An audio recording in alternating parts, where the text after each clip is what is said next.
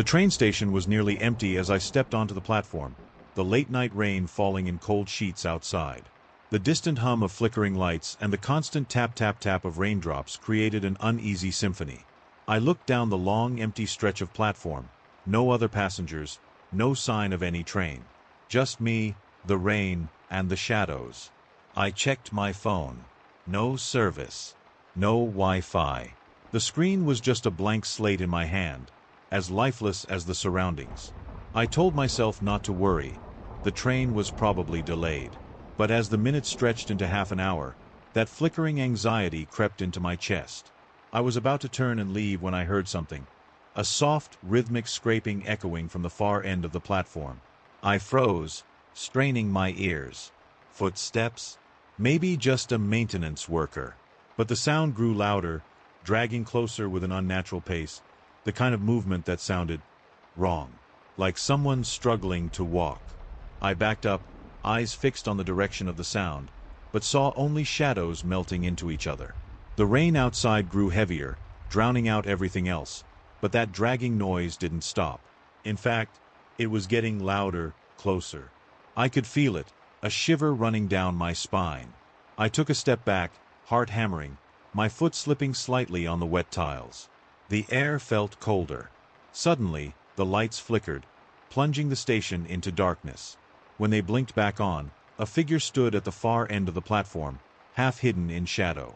Tall, unnaturally thin, its head hanging at an unnatural angle, as though its neck couldn't support it. My stomach clenched with fear. The figure didn't move, but I could feel its gaze on me, heavy and unyielding. I took another step back, barely able to breathe. The figure tilted its head further, the motion too slow, too calculated, as if testing how far its neck could bend without breaking. Then it took a step toward me, its foot scraping along the floor.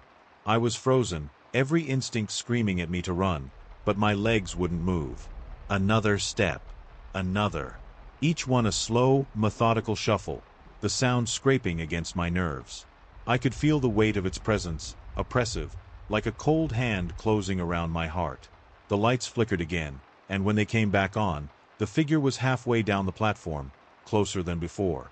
Its head was now turned almost completely upside down, its face hidden in shadows, but I could see its eyes, dark, hollow, and watching me with an intensity that made my skin crawl. I took a shaky breath, forcing my legs to move, and I turned, running back toward the station entrance. But as I reached the steps, I heard it again, right behind me. That dragging, scraping sound, faster now, relentless, as if the figure had broken into a dead sprint. I threw myself up the stairs, my footsteps echoing off the tile, and burst out onto the empty street. The rain was heavier than ever, pelting my skin like needles, but I didn't care, I just had to get away. I looked back, expecting to see it following me, but there was nothing. Just the empty stairs leading down to the platform, the rain pouring into the station. I let out a shaky breath, almost laughing at myself, when I saw something move in the reflection of a puddle beside me. The figure was standing just a few feet behind me, its body twisted, arms reaching out. I whipped around, but the street was empty. Only the rain and shadows filled the space. I didn't wait. I turned and ran, not stopping until I reached my apartment, locking every door, drawing every curtain. I tried to calm down, convincing myself it was my imagination, a trick of the rain and lights. But as I climbed into bed, my heart still pounding, I heard it, a faint, distant scraping, echoing through the quiet of my apartment, like footsteps just outside my door.